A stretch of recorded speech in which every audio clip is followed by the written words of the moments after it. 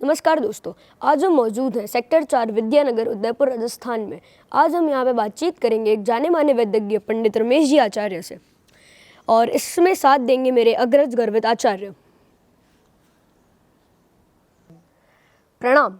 तो आज की बातचीत में आपका स्वागत है। और आज ऐसा सीक्वेंस है कि एक क्वेश्चन मैं पूछूंगा और बाकी मेरे अग्रज गर्वित जी पूछेंगे, तो यही हमारा सीक्वेंस रहेगा। तो पहला क्वेश्चन मैं आपसे ये पूछना चाहता हूँ कि आपकी जो जन्म भूमि है वो है भदेसर और जो कर्म भूमि है वो है उदयपुर।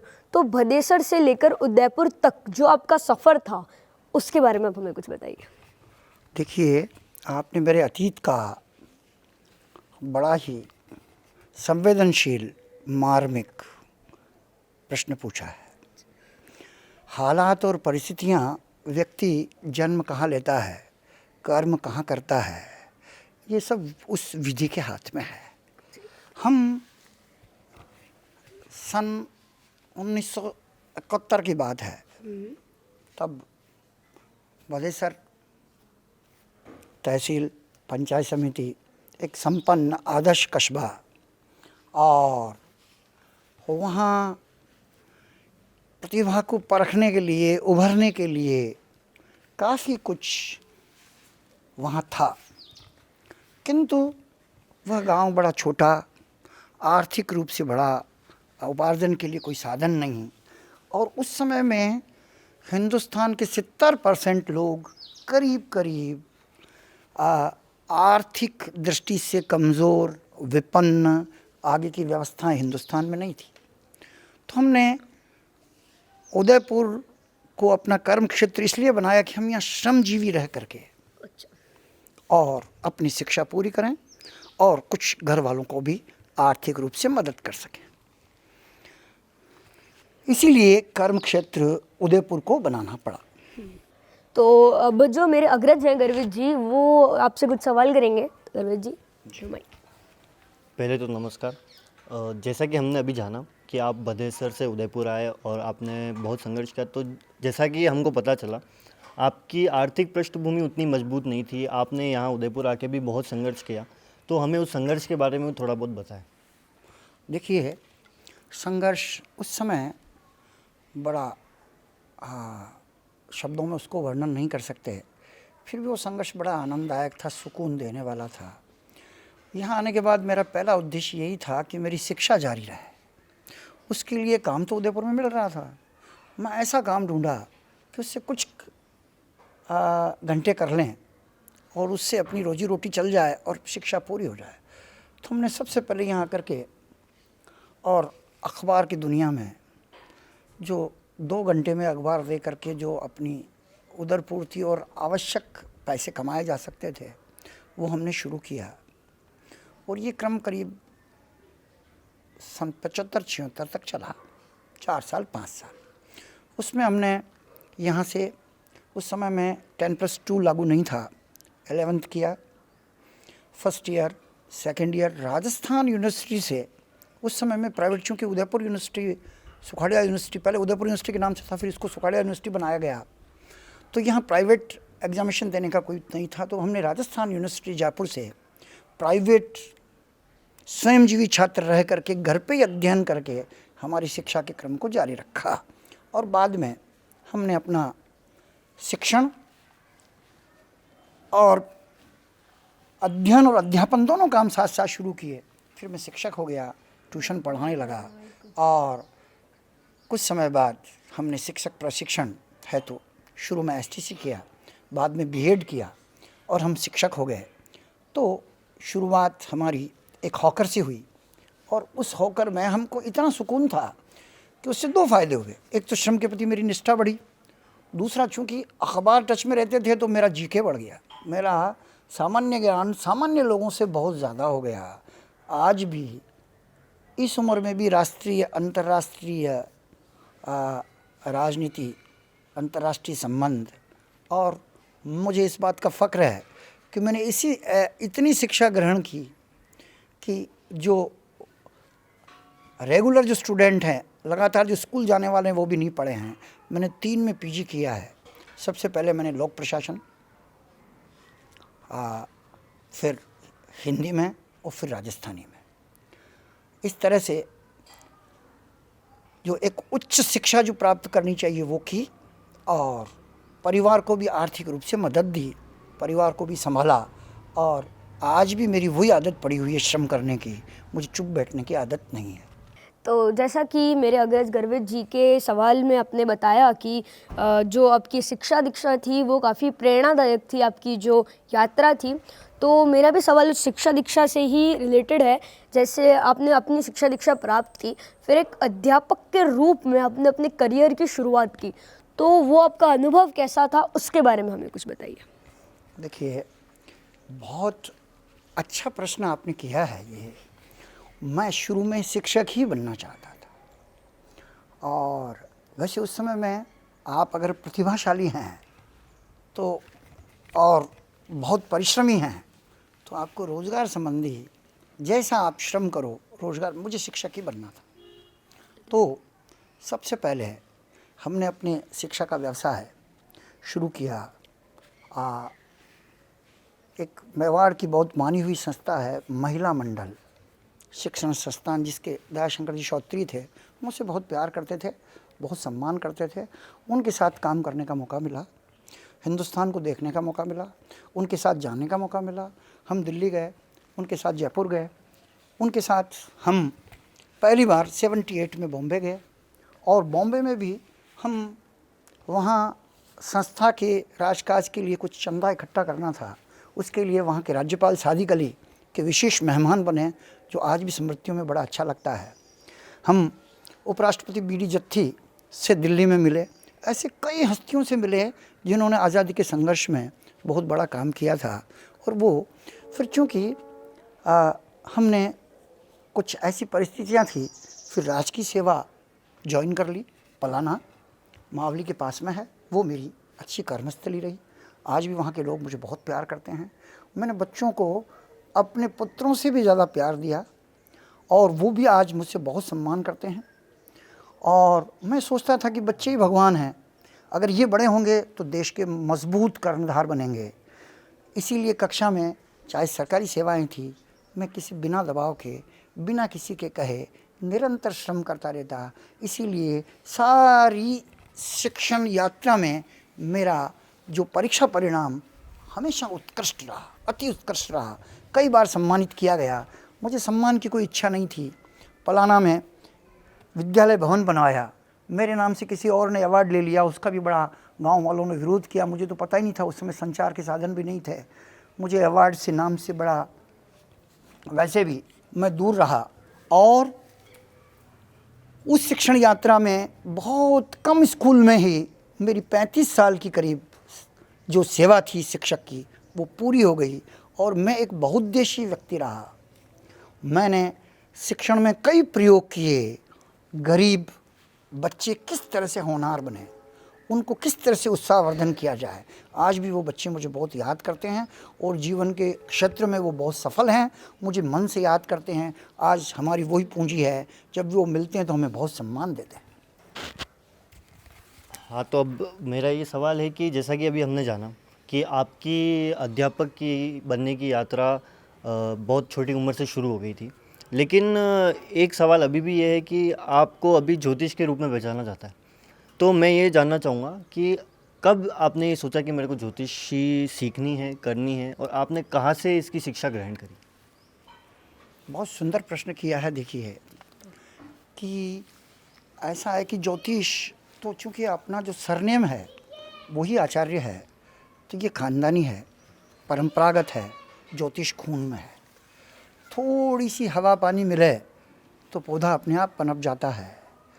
उस ज़माने में दादाजी परदादाजी राजघराने में अच्छे ज्योतिष वेदज्ञ थे, और दोनों काम करते थे, पुरोहिती भी करते थे, ज्योतिष का काम भी करते थे। उस समय में एक अच्छा ब्राह्मण बहुउद्देशीय होता था।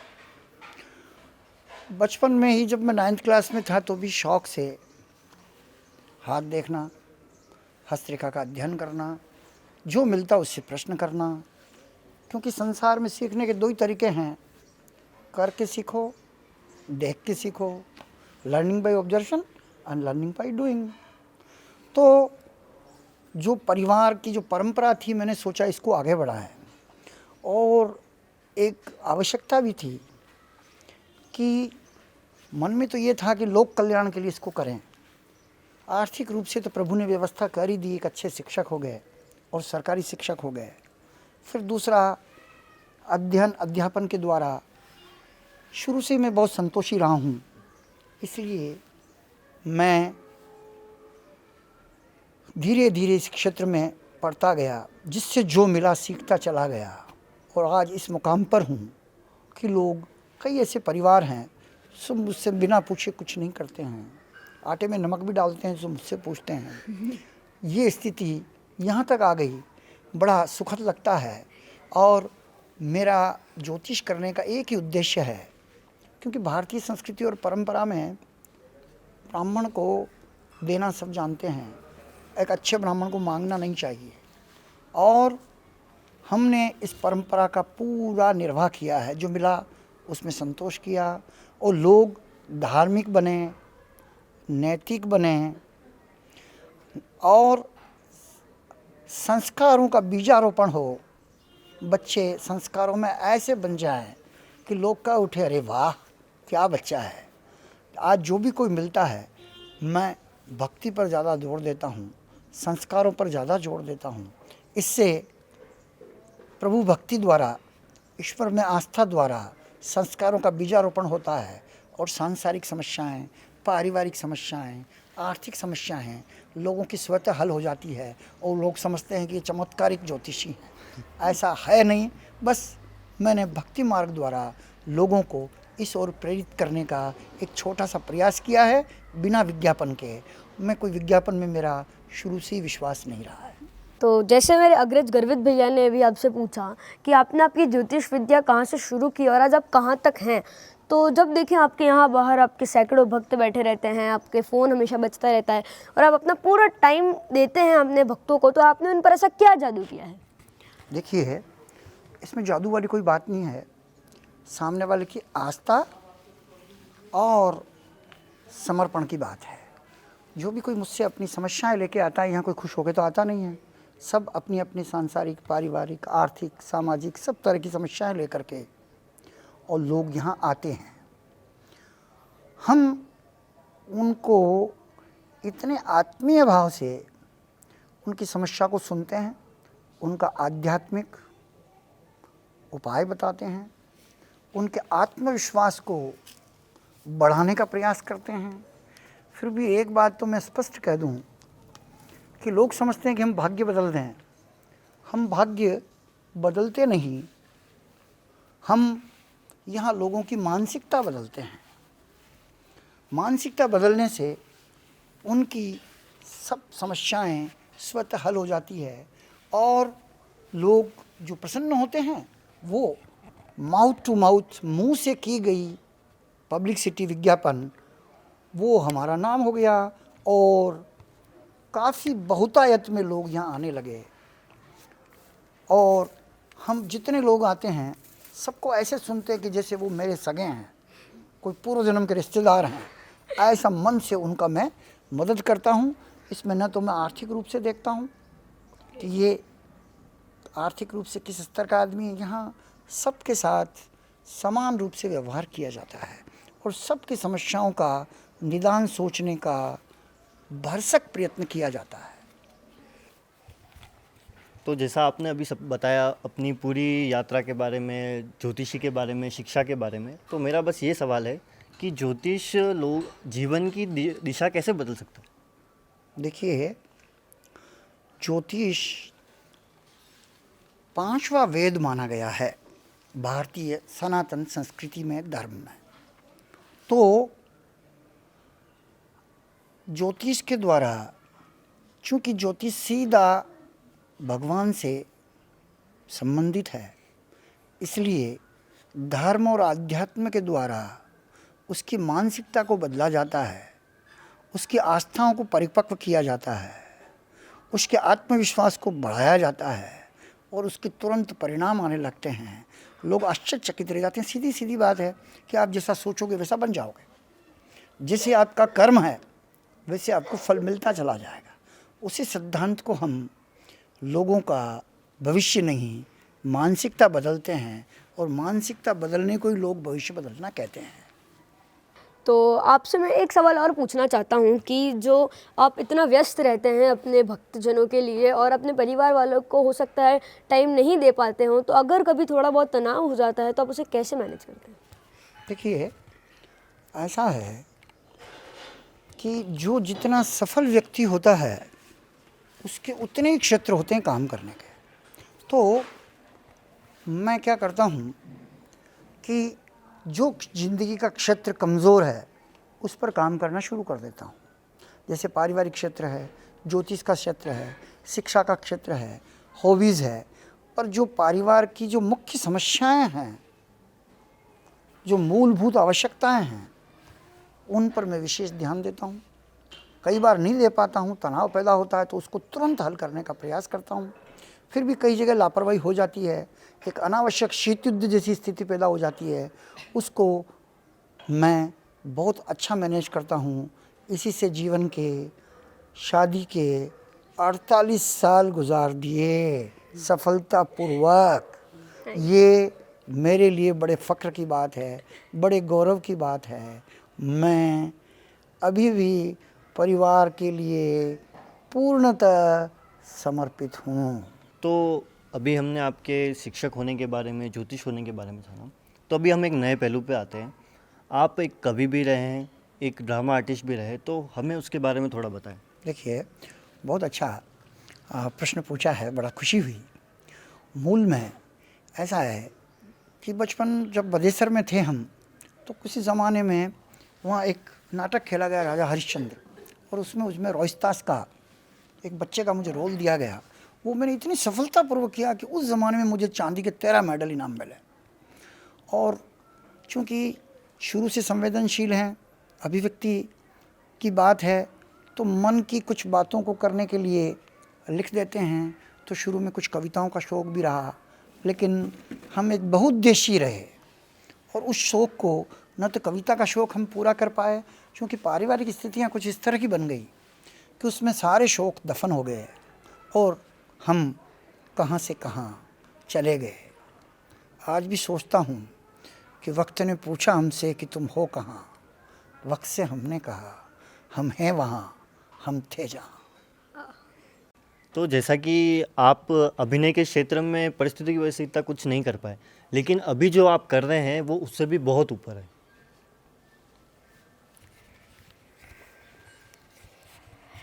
तो जैसा कि आप सबके गुरुजी हैं, तो आप हमारे भी गुरुजी हैं।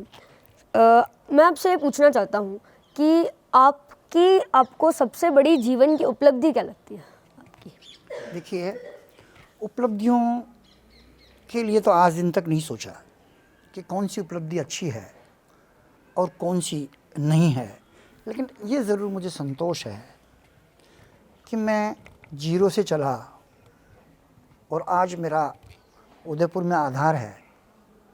बच्चों के लिए थोड़ा सा वातावरण तैयार कर पाया।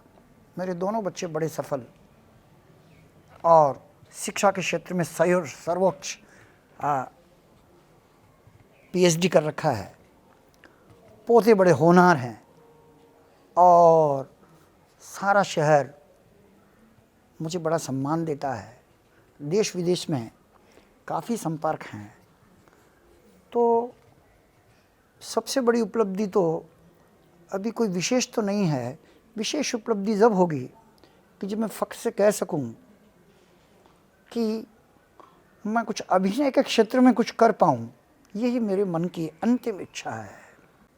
तो चूँकि मैं भी एक ड्रामा आर्टिस्ट हूँ, तो मैं ये जानना चाहूँगा आपसे कि आपने कौन कौन से ड्रामा किए और हमें थोड़ा बहुत बताएं कि हम उससे सीख सकें कुछ। देखिए, शुरू से ही कलाकार पैदा होते हैं, बनाए नहीं जाते। और शौक़ हों और अगर उनको आधार मिल जाए, वातावरण मिल जाए, तो व्यक्ति कहाँ से कहाँ चला जाता है। बचपन में जब मैं 4th क्लास में 5वीं क्लास में था, तब राजा हरिश्चंद्र का नाटक उस क्षेत्र में, उस समय में सन 64-65 में सबसे सफलतम था। उसकी चर्चाएं दूर दूर तक होती थी। उसके बाद हम त्रिवेणी नाट्य संस्था में काम करते थे। पर वहाँ भी कुछ इस तरह के लोग थे, चूँकि साहित्य कला के क्षेत्र में भी राजनीति तो होती है, रिहर्सल तो खूब करते, लेकिन रंगमंच पे पहुंचने में कुछ बाधक लोग होते थे। बड़ी तकलीफ़ के साथ मैं उनका नाम नहीं लूँगा यहाँ। और इसके बावजूद भी एनएसडी का फॉर्म भरा, हम सेलेक्ट हो गए। यहाँ बड़े आश्चर्य की बात थी, लेकिन आर्थिक विपन्नता से एनएसडी नहीं जा पाए। और शिक्षक रहते हुए भी रंगमंच की बड़ी सराहनीय गतिविधियाँ की। चंदन का बलिदान, एक प्रसिद्ध एकांकी का मंचन किया, जिसमें मैंने खुद ने पहली बार महिला का रोल पन्नाधाय का किया, बड़ा सफल रहा। इसके अलावा स्कूल की सांस्कृतिक गतिविधियों में एकाभिनय, मैं कई बच्चों को एकाभिनय करवाए, खुद ने एकाभिनय किए। और ये आज भी मेरे मन में टीस है कि मुझे पूरा मंच और अवसर नहीं मिला। ये दुख मुझे सारी उम्र भर रहेगा। तो क्योंकि अभी एक महामारी, कोरोना महामारी की वजह से हम सब लॉकडाउन में हैं और आपको पहली बार अपने जीवन में अपने परिवार के साथ टाइम स्पेंड करने का मौका मिला है, तो आप इसका कैसे उपयोग कर रहे हैं? देखिए, ऐसा है कि हम तो व्यस्त रहे हैं, इसलिए अभी इसका आध्यात्मिक रूप से बड़ा उपयोग कर रहे हैं। अच्छा। हमने नवरात्रि में खूब पाठ किए, अभी भागवत पढ़ रहे हैं और भी दूसरे अध्ययन कर रहे हैं। और कुछ जो बड़े दुखी लोग हैं आज भी फ़ोन पे ही परामर्श कर रहे हैं। व्हाट्सएप हो गया है, व्हाट्सएप पे भी कई लोगों को हम परामर्श दे रहे हैं और पता ही नहीं लग रहा है लॉकडाउन का। हमारी तो जीवन में व्यस्तता लिखी हुई है और अति व्यस्त हैं ही हैं, और बड़ा आनंद आ रहा है। ये भी जीवन का एक बहुत बड़ा अनुभव है। मैं तो सोचता हूँ कि आज कोई शाप है तो उसमें भी बहुत बड़ा वरदान छिपा हुआ है। मनुष्य को यही सोच के आगे बढ़ना चाहिए और एक एक क्षण का उपयोग करना जो सीख जाए तो जीवन सार्थक होता है। कर्मण्यवाधिकारस्ते मा फलेषु कदाचन। तो जैसा कि आपने बदेसर से उदयपुर तक की यात्रा का आपके बारे में बताया, इसी बीच एक नया पड़ाव आया उदयपुर से मुंबई तक का, तो इसके बारे में हमें कुछ बताएं। देखिए, मुंबई माया नगरी है और चूँकि शुरू से ही अभिनय के अंकुर तो मेरे मन में थे ही, बड़ा शौक था। बॉम्बे की यात्रा का उद्देश्य आर्थिक नहीं है, सिर्फ और सिर्फ ये है कि मैं जो नहीं कर पाया हूँ मेरे आने वाली पीढ़ी कर पाए। इसके लिए मैंने वहाँ आधार तैयार करने का एक छोटा सा प्रयास किया है। अगर मेरे बच्चे या पोते उस एक अलौकिक दुनिया में, अलौकिक इसलिए कह रहा हूँ कि वह बहुत करीब होते हुए भी बहुत दूर है, और उसमें कोई प्रयोग हो सके, क्योंकि मैंने तो अपनी यात्रा का काफ़ी कुछ भाग बड़ी सफलतापूर्वक, बड़े संतोषपूर्वक पूरा कर लिया है, लेकिन आने वाली पीढ़ी के लिए कोई आधार हो जाए तो मैं अपने आप को धन्य समझूंगा। तो जैसा कि आपने अभी आपकी मुंबई की यात्रा के बारे में बताया, लेकिन इसी बीच आपकी स्वास्थ्य संबंधित परिस्थितियां भी आई थी, आपके हार्ट का ऑपरेशन हुआ, तो आपकी दिनचर्या कितनी बदली इसके बाद और आप अपने आप को फिट रखने के लिए क्या क्या करते हैं? देखिए, ऐसा है कि वैसे तो ये ऐसा एक स्वास्थ्य संबंधी आघात था कि ये पुनर्जन्मी है, लेकिन चूँकि मैं अपने आप को बहुत व्यस्त रखता हूँ, बड़ा क्रियाशील रखता हूँ और शुरू से श्रम के प्रति बड़ी निष्ठा है, बहुत मेहनत करता हूँ मैं, इसलिए मेहनत करने से अपने आप को फिट पाता हूँ, दिल से, दिमाग से, सब जगह से। तो मेरा एक सवाल और है, क्योंकि आप एक ज्योतिषी हैं, तो हम कब तक ये कोरोना महामारी से मुक्त होंगे? देखिए, ये कोरोना महामारी से मुक्त होने में अभी कुछ समय लगेगा, लेकिन जब जब भी शनि स्वराशि में गए हैं या गुरु मकर राशि में गए हैं तो इस तरह की गंभीर संक्रामक बीमारियां फैली हैं। विश्व में इतिहास में देखें तो फर्स्ट वर्ल्ड वार 1914 से 1919 में ऐसा हुआ। उस समय गंदगी से बहुत बड़ी महामारी फैली, कई लोग मर गए। इस प्रकार कई बार हर साल, हर उस समय जब शनि की स्थिति इस तरह की आती है तो कोरोना महामारी फैलती है और वैशाख की पूर्णिमा के बाद 7-8 मई के बाद इस महामारी का प्रकोप कम हो जाएगा और विश्व को राहत जो मिलेगी वो मई माह के बाद विश्व को राहत मिलेगी। तो जैसा कि आपने अपने पूरे जीवन के बारे में बताया हमें कि कैसे आपने शिक्षक के रूप में अनुभव किए और कैसे आप एक ज्योतिष बने और आप भदेसर से उदयपुर, बॉम्बे और ये सब के बारे में बताया। तो कविता का जो था आप उसको इतना अच्छे से नहीं वर्णन कर पाए, तो मैं आपसे पूछना चाहता हूँ कि अब आपकी पसंद की कोई भी कविताओं की 4 लाइनें हमें सुनाएं। देखिए वैसे तो पसंद की काफ़ी कविताएं हैं, फिर भी काफ़ी पंक्तियां हैं, फिर भी मैं कुछ पंक्तियां आपको सुनाता हूँ। हमने बोए बीज प्यार के जगने कांटे बोए, हमने बोए बीज प्यार के जगने कांटे बोए, उन कांटों से उलझ उलझ हम रात रात भर रोए, हम दुनिया भर के दर्दों का जवाब हो गए, कांटे सहते सहते हम गुलाब हो गए। तो धन्यवाद आपका, आपने इस बातचीत के लिए हमारे साथ टाइम निकाला और धन्यवाद। तो मैं कुशिक आचार्य, अपने अग्रज गर्वित आचार्य और कैमरामैन डॉक्टर कुंजन आचार्य और हमारी पूरी टीम की तरफ से आपको धन्यवाद करता हूँ।